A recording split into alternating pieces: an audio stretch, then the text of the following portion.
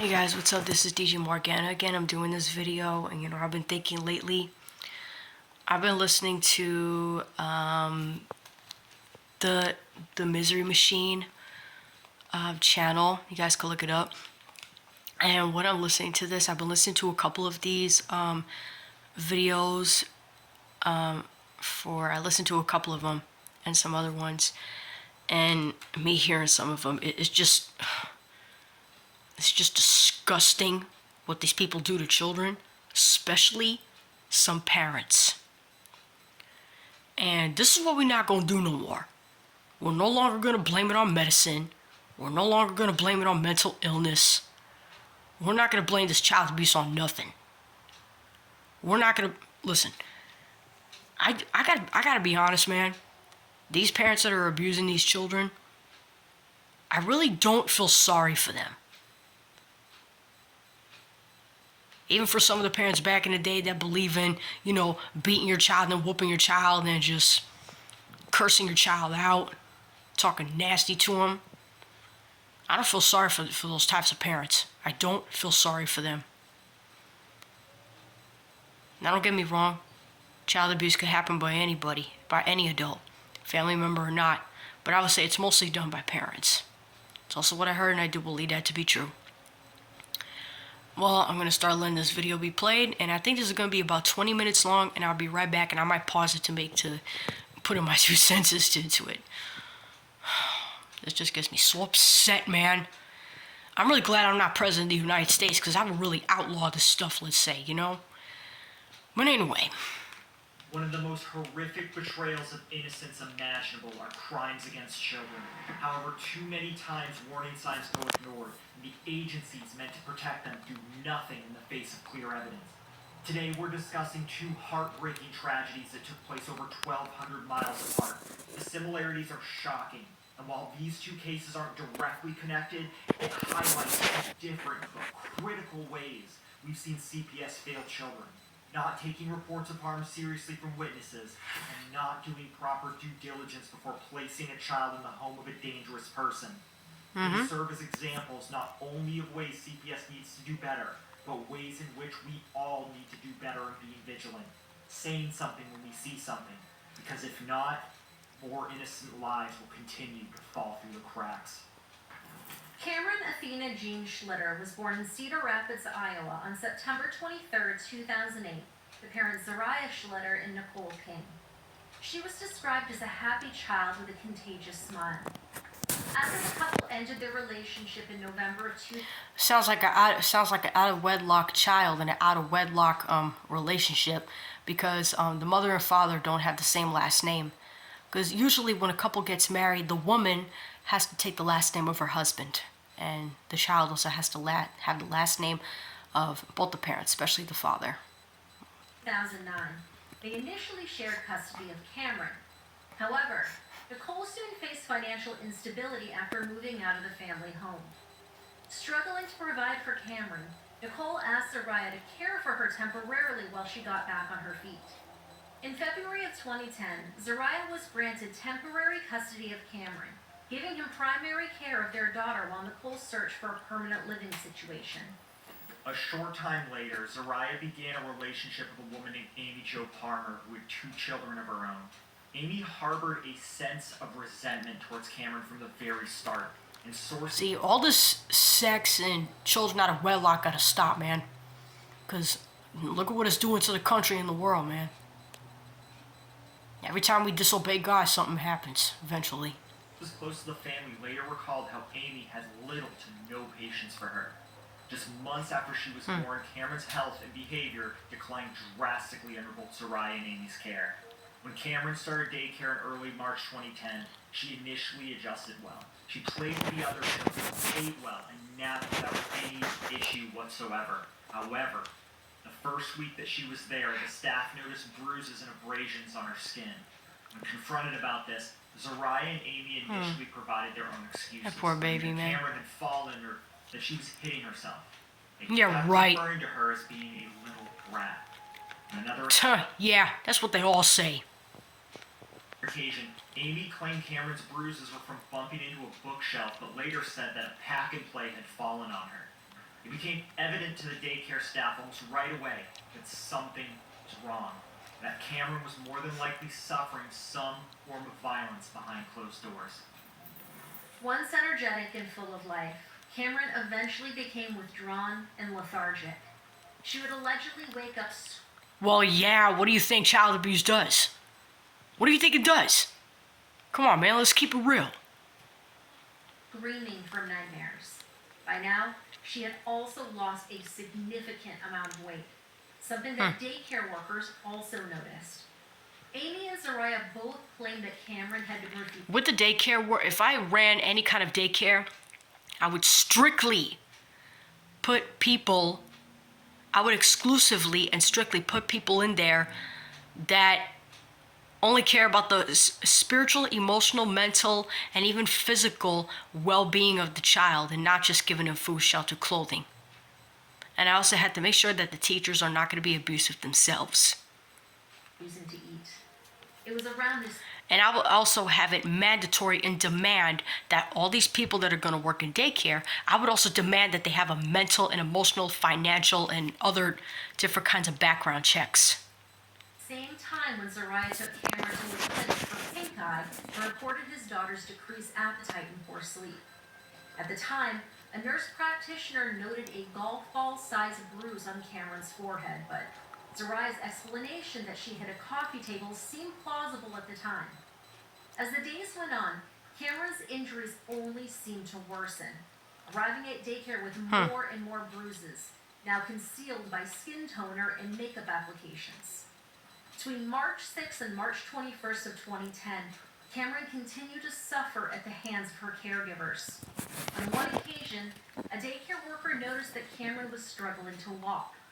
They did report the incident to Child Services, however, for some reason, Cameron was allowed to remain under the care of both Zariah and Amy.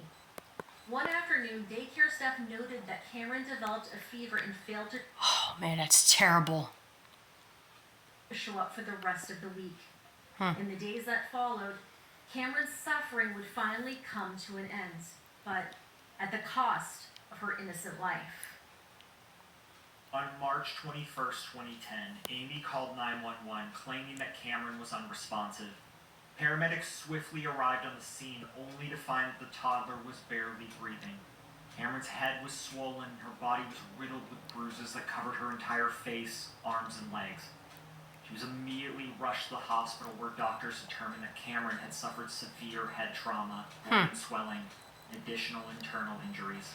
Man, you parental demons, man, how dare you? All indicative of prolonged physical violence. According to Dr. Michael D'Alessandro, a radiologist at the University of Iowa Children's Hospital, Cameron's acute brain hemorrhaging and massive swelling suggested that her injuries occurred within hours of the 911 call.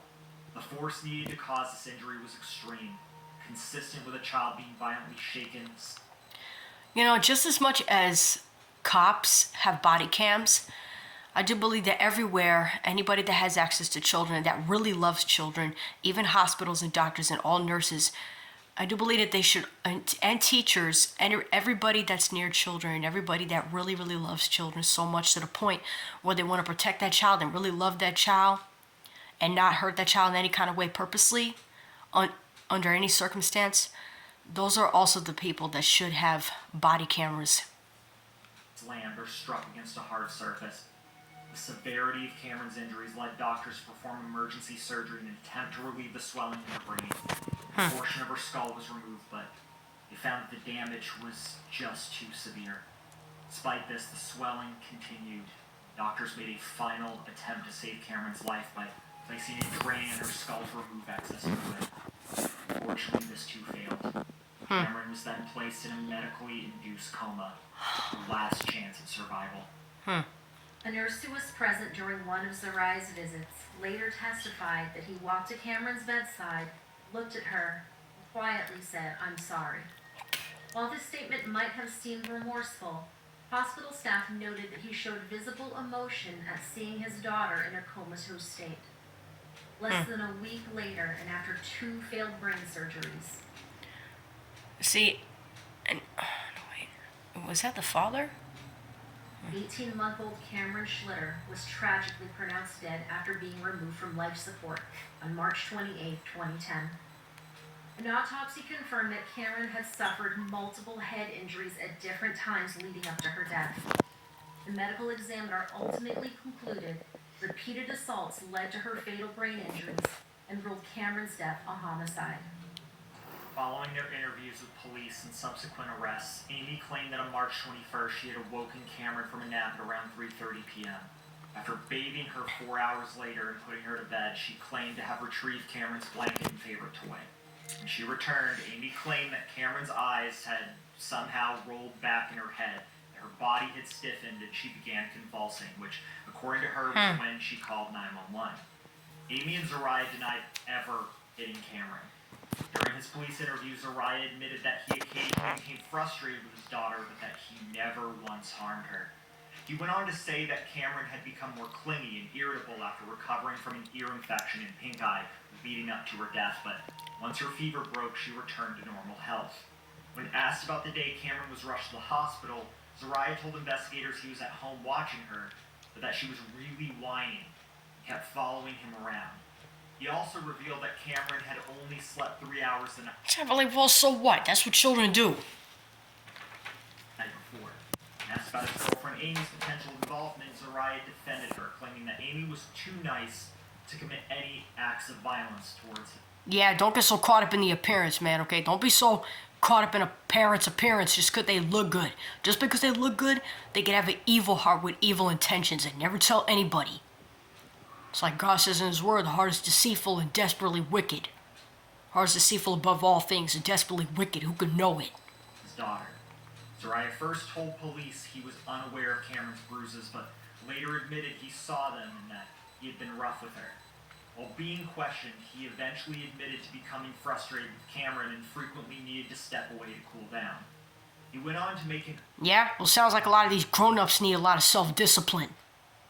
odd comment, stating that someone making an educated guess would think he was responsible for the injuries because all the arrows are pointing to him. Still, he denied any involvement in his daughter's death. Of course they're gonna deny. All these child abusers, man, these parents, you really think they're gonna tell the truth? And some of these step-parents or these foster parents or adopted parents, you really think some of these people gonna tell the truth? No. Because they know they're gonna get in trouble for doing things they ain't got no business. And God hates it when people abuse children. That's right, I said it. So I'm so glad I'm not president of the United States, man. Evidence recovered from the home, however, told a much different and darker story than what either Amy or Zariah had provided to the police. Investigators ultimately found a tissue in Amy's home with Cameron's DNA and traces of makeup on it, the same type used to cover her bruises, reinforcing the possibility of ongoing violence in the home. Months after Cameron's death, Zariah reached out to investigators on his own accord, informing authorities that he wanted to help in the case. In his shocking admission, his story changed completely, now acknowledging that he noticed Cameron's bruises for weeks before her death. Another thing I really want to say is, when you have couples, and guys, let's say it, okay? Let's just be honest. Because the spirit of lust is increasing and selfishness and pride is increasing, when you have, guys, I hate to say it, on a certain level, I really don't believe that we should have mixed families. And I'm talking in a sense where it comes to step, because sometimes, you know, like, I understand that on a certain level your spouse comes first. Well, God, then your spouse, then your children. The only time when I understand that on a certain level and when it comes to the biological parent staying with their spouse. You know, like the biological mother and the biological father staying married, you know, like how they used to do years ago, you know, only having the biological father in the home. Don't get me wrong, I'm not saying that a lot of things at those times probably didn't, you know, happen back then. But it's just you know, I mean, because you got people, even in America, committing adultery, fornication. So because you got a lot of these grown-ups, these young adults and these grown-ups, okay, and some of these people that are in their 40s, 50s, and 60s, you know, getting all up in age now, you know, and because you got a lot of people thinking about lust, thinking about sex all the time, and then when the other partner or these two people that come together, they already have children by other previous past relationships, okay? The mama and the daddy is going to want the attention, and then the children are going to want the attention. And it's like, if you were not that strong enough, why are you even getting into a relationship with that other person? Why are you getting married to somebody else that either has children or doesn't have children and doesn't want to take the time to be a parent or a step parent? That's my Smokey out there. And it's like, what are you doing getting married in the first place if you're not going to have the patience for the children?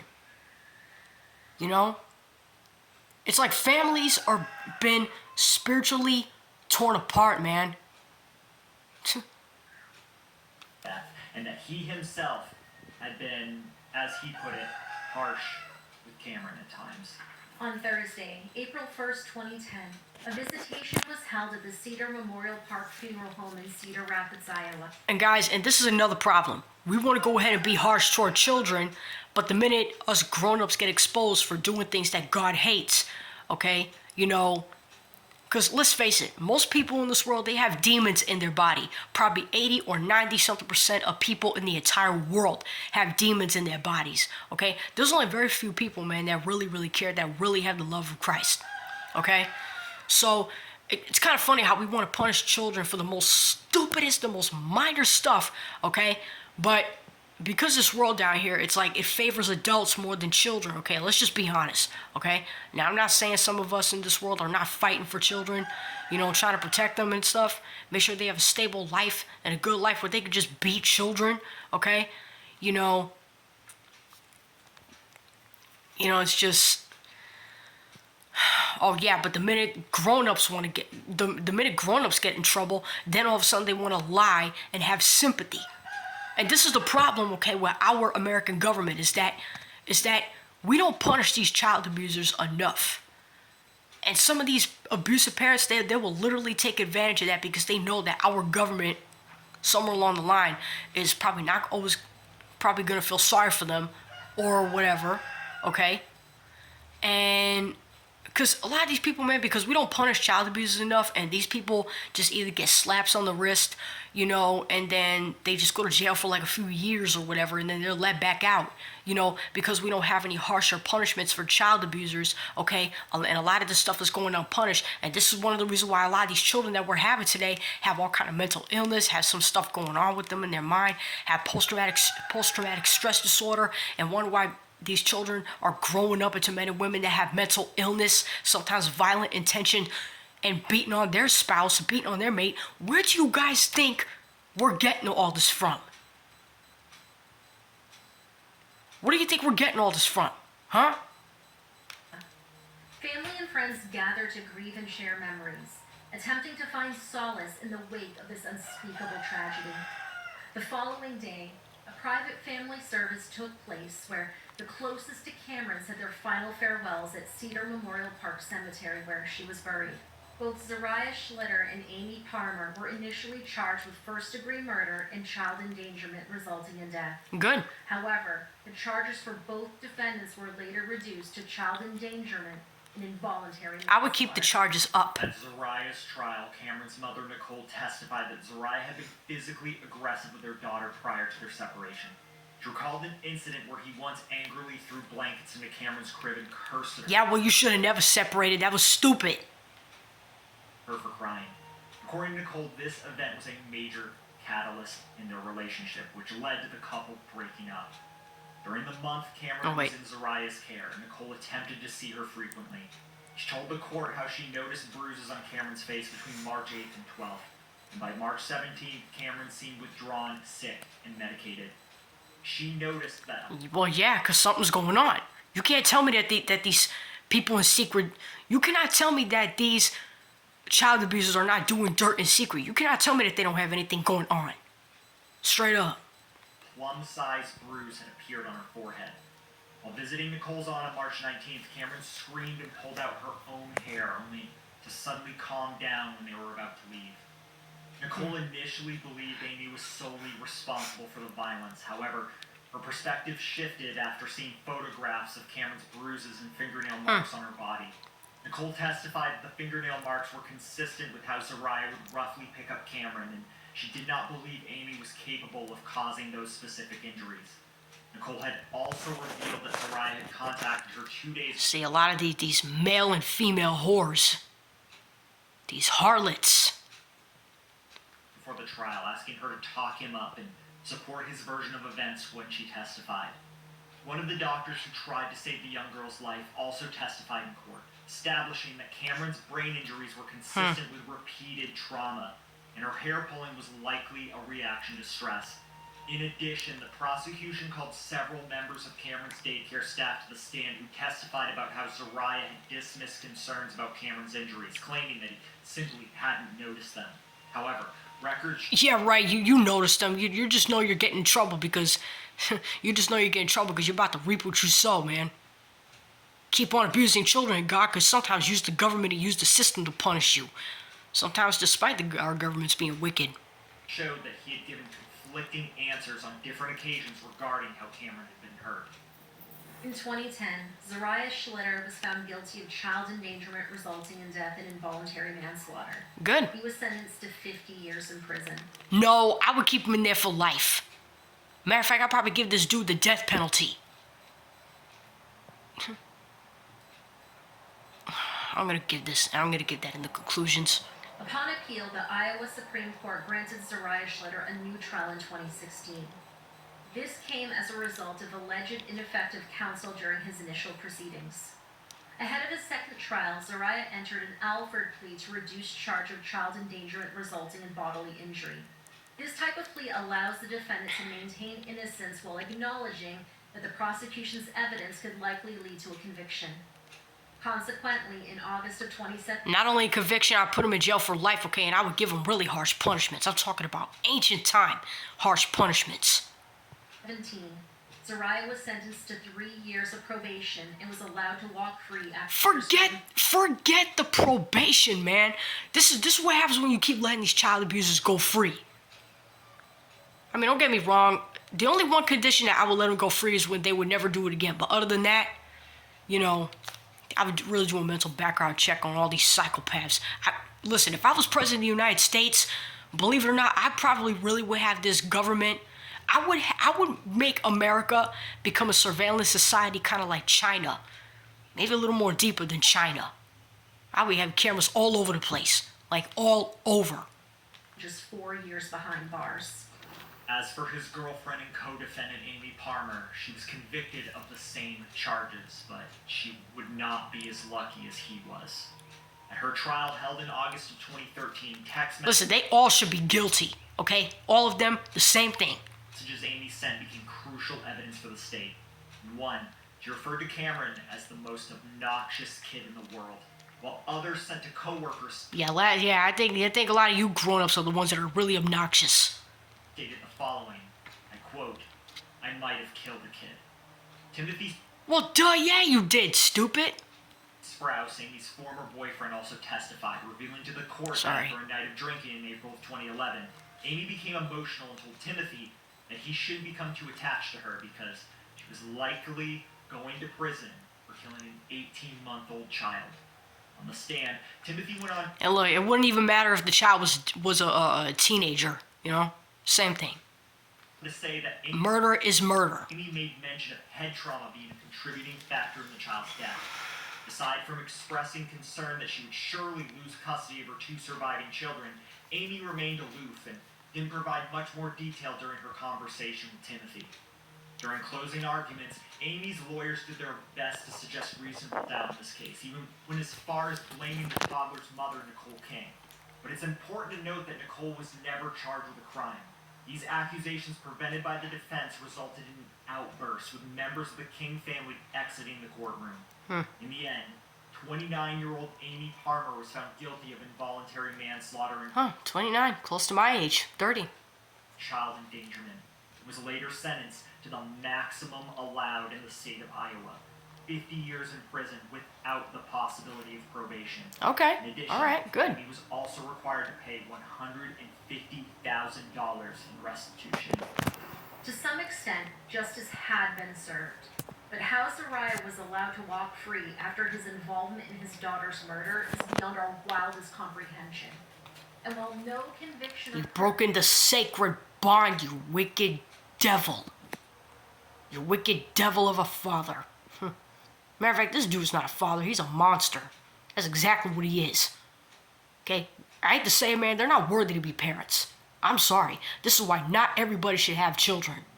And I am not talking about contraceptives, and I am not talking about abortions. If you know what I mean.